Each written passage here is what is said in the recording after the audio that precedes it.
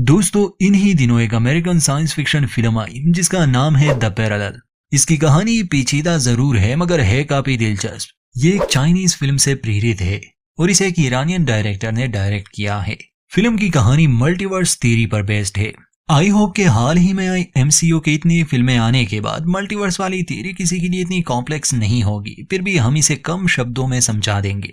तो कहानी एक औरत की है जो कि एक जंगल में चली जाती है। उस जंगल में एक अजीब बात हो रही है। वहां ऐसे दरवाजे खुलते हैं जिससे वो समानांतर ब्रह्मांड यानी पैरेलल यूनिवर्स में पहुंच जाती है और ऐसे अनगिनत दुनियाएं होती है थोड़े से बदलाव के साथ। बाकी हम कहानी में जानेंगे क्या होता है। अंत तक जुड़े रहिए और चैनल को सब्सक्राइब करना ना भूले। तो फिल्म की शुरुआत होती है वेनेसा नामी औरत से। वेनेसा कहानी की मुख्य किरदार है। इस समय हम उसे अपने घर में देखते हैं। वो खिड़की के सामने खड़ी बाहर झांक रही थी और बुरी तरह ख्यालों में डूबी हुई थी। तभी एक पक्षी खिड़की से आकर टकरा जाता है और मर जाता है। इसके बाद हम वेनेसा और उसके पति को नीचे देखते हैं जहां ये पक्षी गिरा था। वेनेसा के पति का नाम एलेक्स है। एलेक्स वेनेसा से कहता है कि मेरी माँ कहा करती थी कि मरे हुए पक्षी का मतलब है एक जिंदगी का खत्म होना और दूसरी जिंदगी का शुरू होना। उस समय वो वेनेसा का हाथ पकड़ने की कोशिश करता है मगर वेनेसा बिना कुछ कहे वहां से चली जाती है। इसका मतलब कि वो बहुत नाराज है या फिर दुखी। ये लोग जंगल के करीब एक घर में रहते थे। एलेक्स एक मैथ टीचर था और इन दिनों एलेक्स का भाई एडविन भी इनके यहाँ रह रहा था। तो हुआ ये कि 1 साल पहले कार एक्सीडेंट की वजह से एलेक्स और वेनेसा ने अपने बेटे को खो दिया जिसका नाम ओबी था। गाड़ी वेनेसा चला रही थी, इसलिए अपने बेटे की मौत का जिम्मेदार वो खुद को ही ठहरा रही है। तब से वो काफी दुखी रहने लगी है। एलेक्स ने भी बेटा खोया मगर समय के साथ उसने अपने दर्द दुख को सहा और अब वो चाहता था कि वेनेसा भी ठीक हो जाए और जिंदगी में आगे बढ़े। मगर वेनेसा के बर्ताव में अभी तक कोई बदलाव नहीं आया था। उसने एलेक्स से ये भी कहा था कि वो उनके बेटे ओबी का नाम नहीं लेंगे। नाम से उसे वो सब याद आने लग जाता है। वेनेसा ज्यादातर समय खामोश और गुमसुम सी रहती थी। ये थी इनकी कहानी। तो हम देखते हैं कि वेनेसा एक बॉक्स लिए अपने मरे हुए बेटे के कमरे में जाती है और उसे साइड टेबल पर रख देती है। बाद में इन तीनों की कुछ बातें हुई। वेनेसा ने एलेक्स को बताया था कि वो अकेले हाइकिंग पर जाना चाहती है। एलेक्स इसके लिए तैयार था क्योंकि वो खुद भी यही चाहता था कि वो ठीक हो जाए और एलेक्स ये बात अपने भाई को भी बता देता है। तब एडविन यहाँ के जंगल को लेकर बात करता है। वो कहता है कि उन्होंने वो फैसिलिटी बंद की क्योंकि लोगों का कहना था कि यहाँ अजीब सी घटनाएं घट रही है।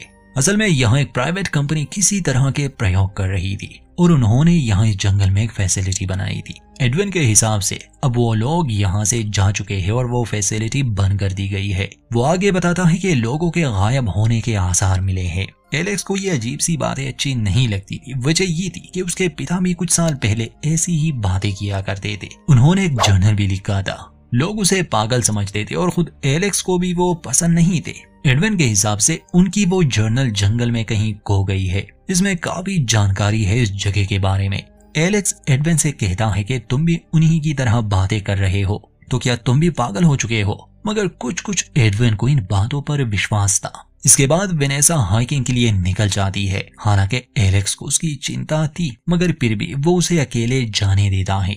जाने से पहले एडविन उसे गन और वॉकी टॉकी दे देता है और उसे सावधान रहने को भी कहता है क्योंकि इन जंगलों में भालू होते हैं। अब जाते समय उसका एलेक्स के साथ झगड़ा भी हो गया क्योंकि वेनेसा ने साफ साफ कहा था कि वो ओबी यानी उनके मरे हुए बेटे का नाम नहीं लेंगे और एडविन वो गलती से ले लेता है। फिर जंगल में जाने के बाद वेनेसा के साथ बड़ा ही अजीब सा हादसा हुआ। उस पर गोली चलती है।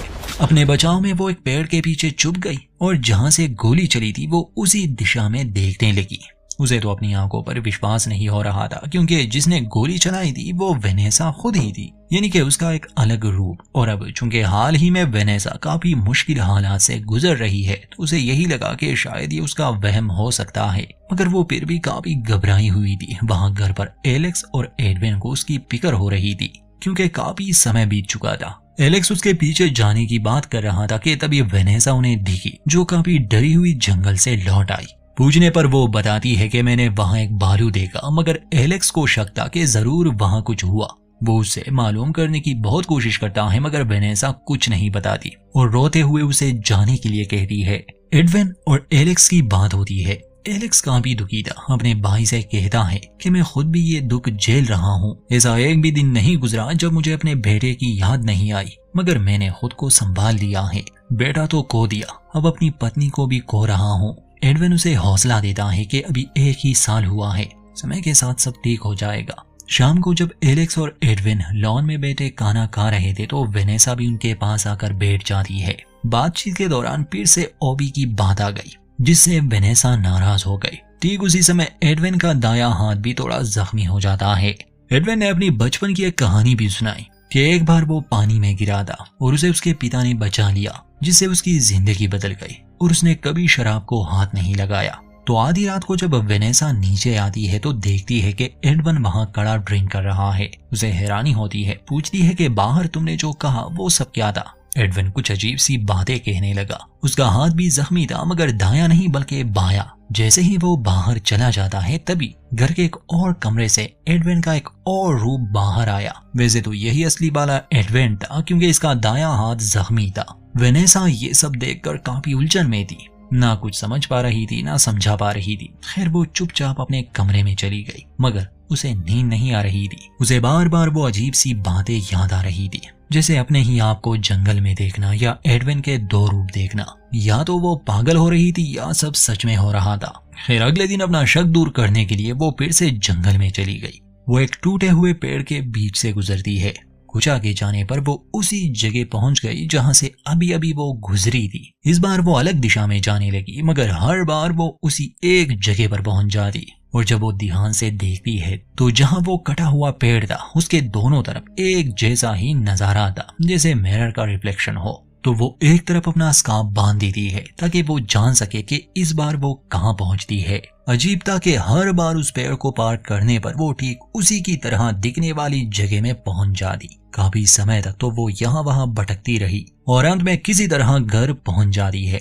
मल्टीवर्स के कॉन्सेप्ट को समझना मुश्किल नहीं है। कल्पना करें एक हमारा ब्रह्मांड है और ऐसे अनगिनत और ब्रह्मांड भी मौजूद है, मगर हर ब्रह्मांड में चीजें थोड़ी सी अलग है।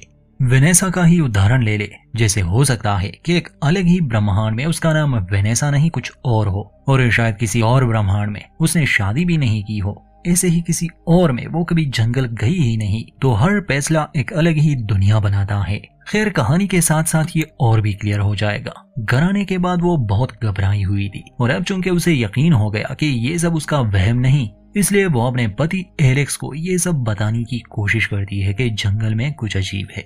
एक जगह से गुजरने के बाद में ठीक उसी की तरह दिखने वाली जगह पर पहुंच जाती। वो एडविन की बात करती है। खैर वेनेसा की अजीब सी बातें सुनने के बाद एलेक्स को गुस्सा भी आता है। वो कहता है कि उस हादसे को 1 साल गुजर गया। आज भी मैं खुद को इस बात का दोषी ठहराता हूँ कि मेरी वजह से ओबी मारा गया। ये सुनकर वेनेसा कहती है कि नहीं, गाड़ी तुम नहीं मैं चला रही थी, एक्सीडेंट मुझसे हुआ था। मगर असलियत ये थी कि वेनेसा अब एक अलग ही पैरेलल यूनिवर्स में आ चुकी थी, जहां एक्सीडेंट का कारण वो नहीं बल्कि एलेक्स है, जो इस यूनिवर्स की वेनेसा है। वो भी जंगल में गई थी और वो गलती से किसी और यूनिवर्स में पहुंच गई होगी। वेनेसा को जब अंदाजा हो जाता है, खासकर तब जब वो एडविन का जख्मी हाथ देखती है, क्योंकि वो दाएं हाथ के बजाय बायां हाथ था। इसका मतलब कि इस दुनिया में भी एडविन जख्मी हुआ था, मगर हाथ वो नहीं। वेनेसा तुरंत ही जंगल की ओर जाने लगी ताकि वो अपनी असली दुनिया में जा सके। मगर अब ये इतना आसान नहीं था, क्योंकि ऐसे अनगिनत दुनियाएं हैं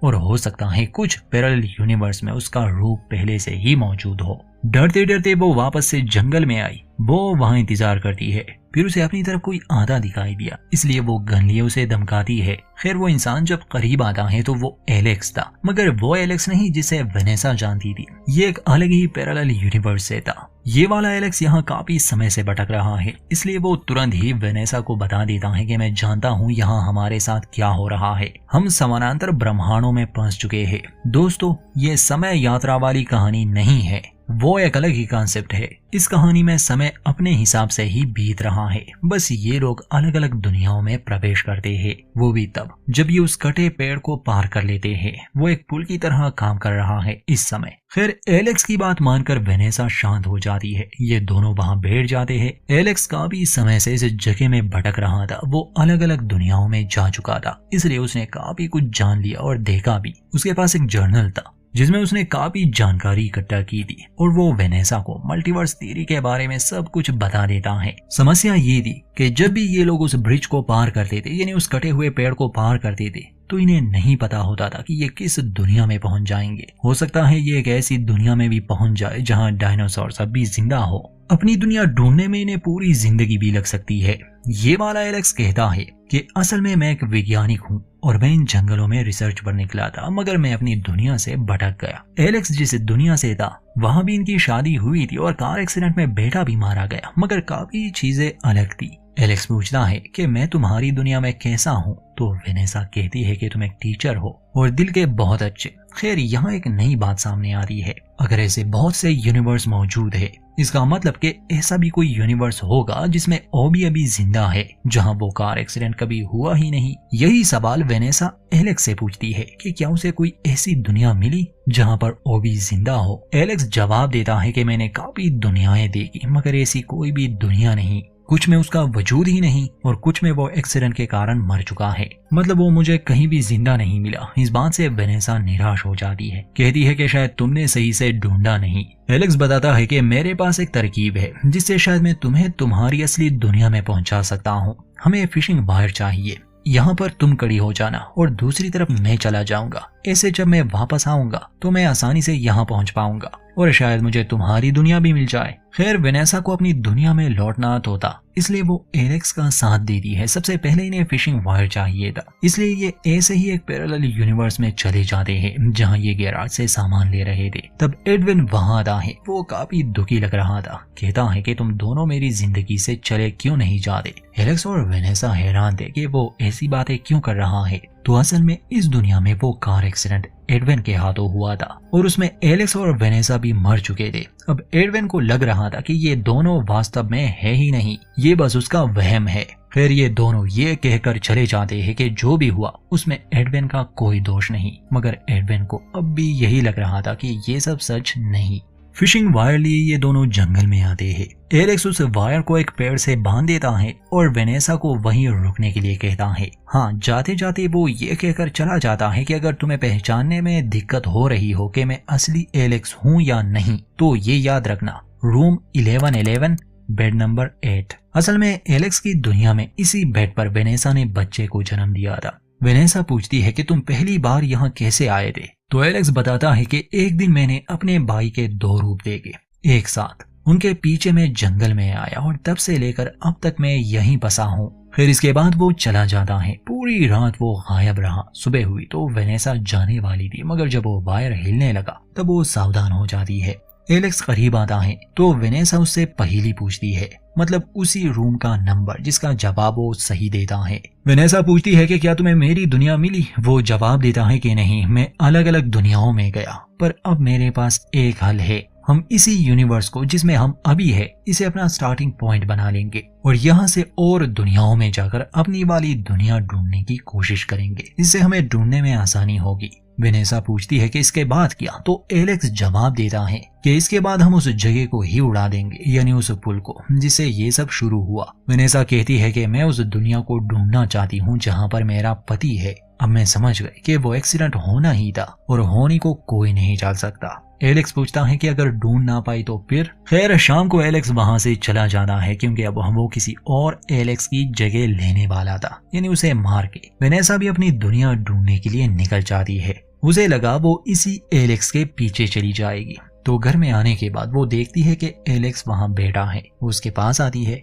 उससे पहेली पूछती है, मगर वो कोई जवाब नहीं दे पाता। वो इसलिए क्योंकि ये वो एलेक्स नहीं था। वेनेसा घबरा जाती है। एलेक्स हैरानी से उसे देख रहा था। पूछता है कि तुम तो जंगल में गई थी, हमने तुम्हें ढूंढने की कोशिश की। तब वेनेसा एडविन के जख्मी हाथ के बारे में पूछती है तो एलेक्स जवाब देता है कि वो दायां हाथ था। ये जानकर वेनेसा को खुशी होती है कि वो अपनी असली दुनिया में लौट आई, मगर एक समस्या थी। एलेक्स को कुछ ठीक नहीं लग रहा था। वेनेसा उसे बताने की कोशिश करती है कि वो कहाँ गई थी या उसके साथ क्या हुआ था, मगर तभी एलेक्स उसे बेहोश कर देता है। होश आने पर वो गैराज में कुर्सी से बंधी हुई थी। एलेक्स घबराया हुआ था। एडविन भी वहां मौजूद था। एलेक्स उसे मारना चाहता था क्योंकि पहले से ही वेनेसा की लाश वहां मौजूद थी। एडविन उसे ये ना करने को कह रहा था। एलेक्स को लग रहा था कि शायद ये कोई बहरूपिया है, क्योंकि उसके हिसाब से वेनेसा जख्मी हालत में जंगल से आई और बाद में मर गई। और ऐसा कैसे हो सकता है कि एक ही इंसान के दो रूप मौजूद हो। इस बात को लेकर के एलेक्स वेनेसा को ना मारे,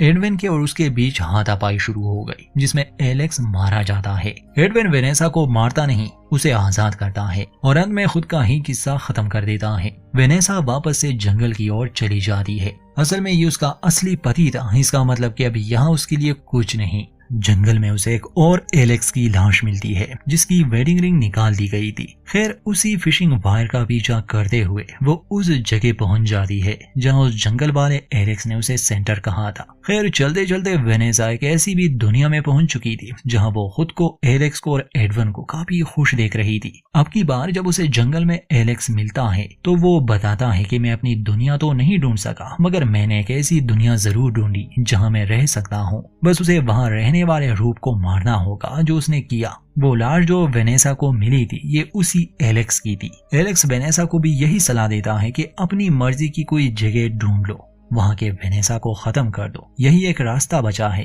क्योंकि 1 घंटे में मैं उस पुल को उड़ाने वाला हूँ। वेनेसा कहती है कि मैं ऐसा नहीं कर सकती, मैं कोई कातिल नहीं हूँ तुम्हारी तरह। खैर एलेक्स चला जाता है और अब वेनेसा बस ऐसे ही जंगल में भटक रही थी। एलेक्स अपनी लाश को उस पेड़ के करीब ले आया था। उसके पास एक डायनामाइट भी था जिससे वो इस जगह को उड़ाने वाला है। इससे होगा ये कि ये दरवाजा बंद हो जाएगा और इनके अनगिनत रूप जो या तो इस जंगल में आए हैं या फिर वो भटक रहे हैं, वो वहीं पर रह जाएंगे, मतलब सब शांत हो जाएगा। जंगल में वेनेसा को अपना ही एक रूप मिल जाता है जिसके पास गन थी। तो मैन वेनेसा उसे समझाने की कोशिश करती है पर वो समझ नहीं पा रही थी, इसलिए वेनेसा को उसे मारना पड़ा। खैर अंत में वो निराश होके ऐसे ही एक दुनिया में चली जाती है, मतलब पैरेलल यूनिवर्स में। इस बार वो हर अंजाम के लिए तैयार थी। वो नहाने चली गई, इसके बाद वो सो जाती है। 12 घंटे बाद जब वो जागी, वो खिड़की के सामने खड़ी उन बातों को याद कर रही थी। और ठीक वैसा ही होता है जैसे फिल्म के शुरू में हुआ था। एक बर्ड खिड़की से टकरा जाती है। हम एलेक्स और वेनेसा को एक साथ देखते हैं जहां एलेक्स उन्हीं बातों को दोहराता है, यानी उसकी माँ मरी हुई पक्षियों के बारे में क्या कहती थी, मगर इस बार वेनेसा उसका हाथ पकड़ लेती है। दोनों किस करते हैं। एडविन भी ठीक ही था और वेनेसा ने भी अब अपने बेटे की मौत की सच्चाई को मान लिया। अब जैसे शुरू में वेनेसा वो बॉक्स लिए ओबी के कमरे में गई थी, इस बार भी वो ऐसा ही करती है, मगर अब की बार उसे पता चलता है कि उसका बच्चा जिंदा है। इसका मतलब कि वो अनजाने में ही एक ऐसे यूनिवर्स में आ गई जहां कोई एक्सीडेंट हुआ ही नहीं था और उसका बेटा जिंदा है। एक हैप्पी एंडिंग के साथ इस फिल्म का अंत होता है। तो सवाल ये है कि अब वेनेसा जिस यूनिवर्स में आई जहां पर उसका बेटा जिंदा है, तो यहाँ की वेनेसा कहाँ गई? तो असल में वो वही वेनेसा थी जिसे उसने आखिर में मार दिया था। वो भी जंगलों में आई थी। अब तो एलेक्स ने वो दरवाजा भी बंद कर दिया। इसका मतलब कि जो जहां था वहां रह गया। बाकी कहानी का पूरा कॉन्सेप्ट मल्टीवर्स पर बेस्ड था। इसके अनगिनत परिणाम निकल सकते हैं। यहाँ तक कि इस थ्योरी को लेकर आप अपनी जिंदगी के बारे में भी काफी कुछ सोच सकते हैं। खैर उम्मीद करते हैं ये कहानी आपको पसंद आई होगी। वीडियो अच्छी लगे तो लाइक करें और चैनल को सब्सक्राइब करना ना भूलें।